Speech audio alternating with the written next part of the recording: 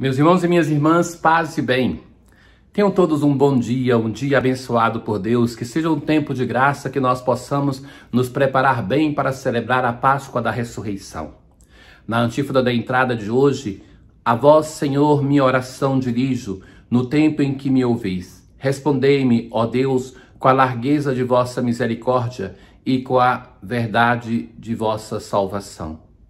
Defendei-me, respondei-me, é o clamor daquele que diante de Deus contempla a sua bondade e a sua misericórdia e contempla também a nossa fragilidade, a nossa finitude. Hoje nós temos o texto do profeta Isaías. Isso diz o Senhor: eu atendo teus pedidos com favores e te ajudo na obra de salvação. Preservei-te para seres elo de aliança entre os povos. Então nós temos o Senhor que se dirige ao seu povo com uma missão específica. Este texto nós encontramos depois do cântico do servo sofredor. É uma mensagem que o Senhor dirige ao servo do Senhor, mas também uma mensagem que dirige ao seu povo. E é interessante a expressão: eu atendo os teus pedidos e te constituí para ser elo entre as nações. Dizia aos que estão presos, saí, e aos que estão nas trevas, mostrai-vos. E todos se alimentam pelas estradas, até nas colinas estéreis se abastecem. Não sentem fome nem sede. Farei de todos os montes uma estrada, e meus caminhos serão nivelados. Eis que estão vindo de longe. Uns chegam do norte, outros do mar, outros da terra de Sinim. Louvai, ó céus, alegra-te, ó terra.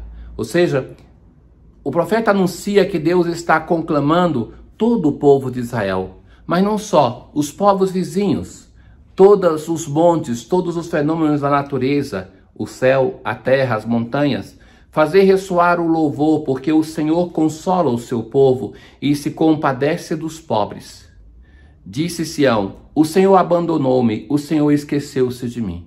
Então aqui tem a seguir uma das expressões mais belas para demonstrar o amor de Deus. No nosso peregrinar, na nossa vida, na quaresma também, nós também sentimos isso. Quantas vezes nós pensamos: Deus nos abandonou, Deus não está conosco. E então, agora Deus vai responder: acaso pode a mulher esquecer-se do seu filho pequeno, a ponto de não ter mais pena do fruto de seu ventre? Se ela se esquecer, eu, porém, não me esquecerei de ti. Se ela se esquecer, que é uma coisa difícil, pode uma mãe esquecer-se do seu filho? Se ela se esquecer, eu não me esquecerei de ti. Caríssimos, é comum que na palavra de Deus, Deus se apresente como Pai. Deus compare seu amor ao amor do Pai, ou sobretudo, compare o amor do Pai ao amor de Deus. De Deus provém toda a paternidade, assim vai dizer o apóstolo. Mas aqui tem uma exceção. O momento que este Deus, que é um pai com sentimentos de mãe, para fazer entender a Israel o quanto que ele ama o seu povo, ele se compara a uma mãe, a um amor de mãe para com o seu filho. Rezamos com o Salmo 144. Misericórdia e piedade é o Senhor. Ele é amor, é paciência, é compaixão. O Senhor é muito bom para com todos. Depois desse texto que demonstra a ternura de Deus, o amor de Deus para com o seu povo, então nós assim rezamos. O Senhor é amor fiel, é santidade. Ele sustenta todo aquele que vacila. É justo o Senhor em seus caminhos, é santo em toda obra que ele faz. Ele está perto da pessoa que o invoca, de todo aquele que o invoca lealmente. O Senhor não nos deixa no nosso sofrimento, não nos abandona, mas está ao nosso lado. O tempo de Quaresma é um tempo de conversão e, sobretudo, é um tempo para convertermos a imagem de Deus que temos na imagem do Deus de nosso Senhor Jesus Cristo.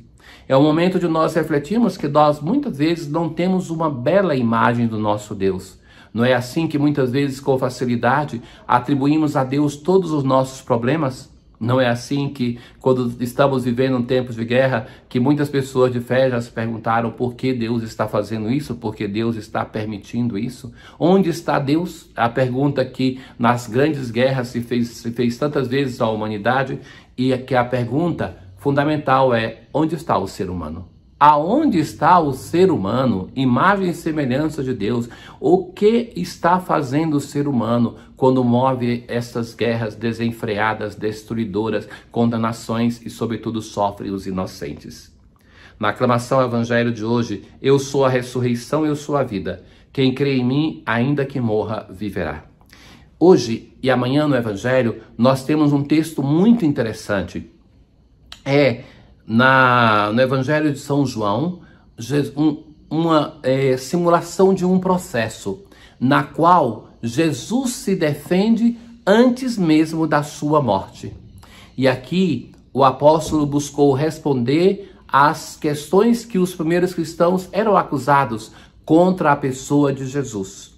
Então, naquele tempo, Jesus respondeu aos judeus. Quando se fala no Evangelho de João, os judeus não é todo o povo, mas aqueles que eram seus inimigos. Meu Pai trabalha sempre, portanto, também eu trabalho. Este aqui é o texto que se segue, aquele milagre da piscina, aonde Jesus cura um paralítico. Então os judeus mais procuravam matá-lo, porque ali naquele milagre, eles acusavam Jesus de não obedecer à lei importante do sábado. Mas agora, quando ele chama a Deus de seu Pai, ele se apresenta como igual a Deus.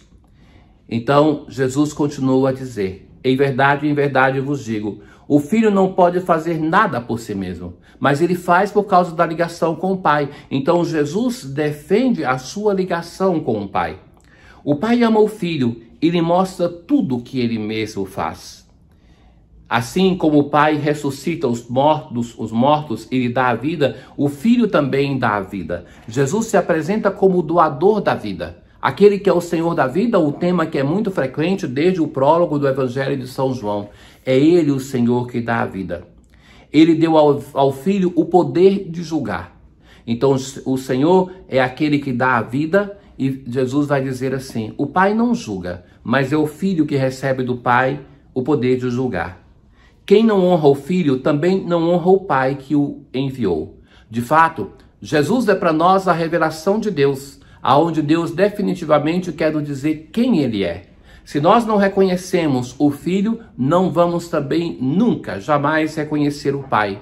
Deus ninguém jamais o viu, mas propriamente em Jesus Ele se revela a nós.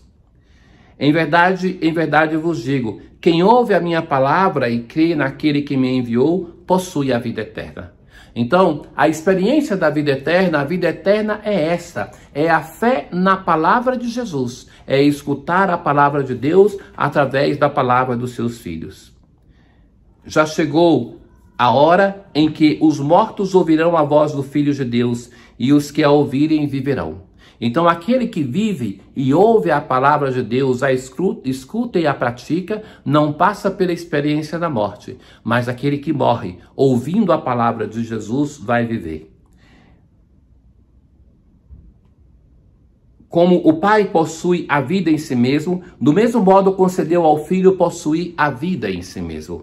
Além disso, deu-lhe o poder de julgar, pois ele é o Filho de Deus. Não fiqueis admirados com isso, porque vai chegar a hora em que todos os que estão nos túmulos ouvirão a voz do Filho e sairão. E, por fim, a vontade daquele que me enviou é que eu julgo conforme o que escuto. E meu julgamento é justo, porque não procuro fazer a minha vontade, mas a vontade daquele que me enviou. Jesus começa um discurso que é próprio do Evangelho de São João, um discurso muito elevado, que nos fala, por isso o Evangelho de São João é simbolizado, o evangelista, pela águia, porque não se atém às coisas da terra, mas nos convida a transcender. Um texto que usa uma linguagem que não é usual, mas para nos dizer, Jesus é vida, é o doador da vida. Jesus é a revelação de Deus e Jesus é o Senhor que tem o poder de julgar para nos dar a vida.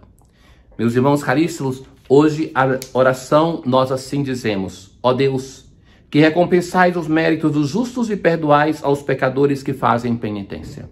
Somos chamados a fazer penitência no reconhecimento de nosso pecado. Mas, sobretudo, a oração continua. Sede misericordioso para conosco. Fazei que a confissão de nossas culpas alcance o vosso perdão.